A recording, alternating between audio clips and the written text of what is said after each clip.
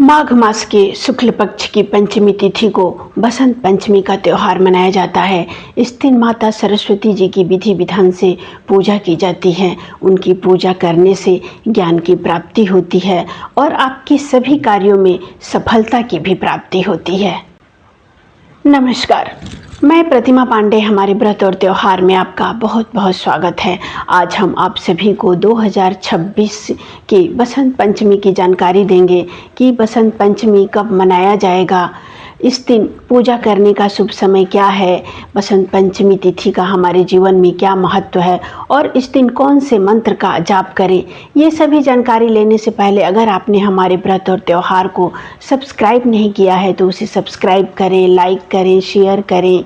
और अगर आप हमें इंस्टाग्राम या फेसबुक पर देख रहे हैं तो हमारे व्रत और त्यौहार को फॉलो करें ताकि सभी त्योहारों की सटीक जानकारी आपको प्राप्त हो। 2026 में बसंत पंचमी का त्यौहार 23 जनवरी के दिन मनाया जाएगा।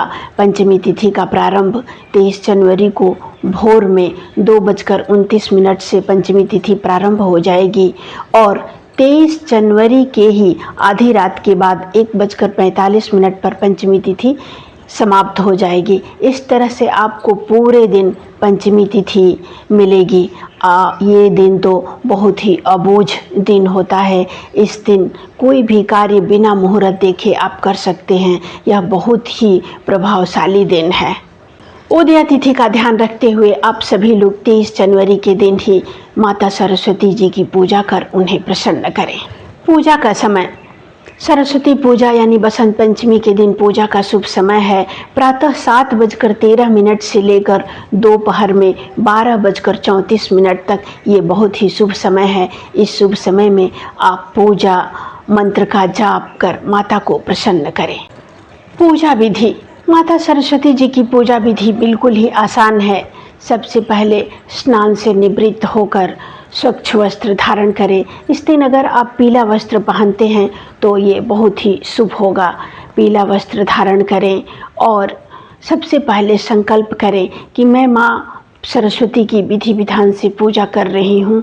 उसके बाद संकल्प करके एक लकड़ी की चौकी पर पीला आसन बिछाएं और उस पर माता की कोई भी तस्वीर हो या प्रतिमा हो स्थापित करें।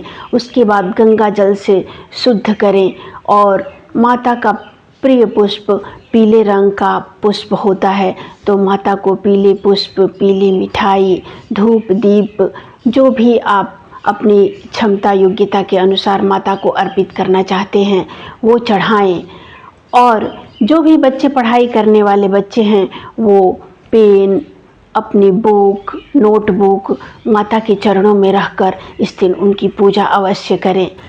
माता सरस्वती जी की पूजा सभी को करनी चाहिए, बच्चे हों या बूढ़े हों, सबको माता सरस्वती जी की पूजा आराधना अवश्य करनी चाहिए। माता सरस्वती जी की पूजा करने से हमें ज्ञान की प्राप्ति होती है। जो लोग भी विद्यार्थी हैं और या कोई कंपटीशन की तैयारी कर रहे हैं, जो लोग संगीत से जुड़े हुए हैं, उन लोगों को तो बसंत पंचमी तिथि पर बहुत ही श्रद्धा के साथ उनकी पूजा करनी चाहिए।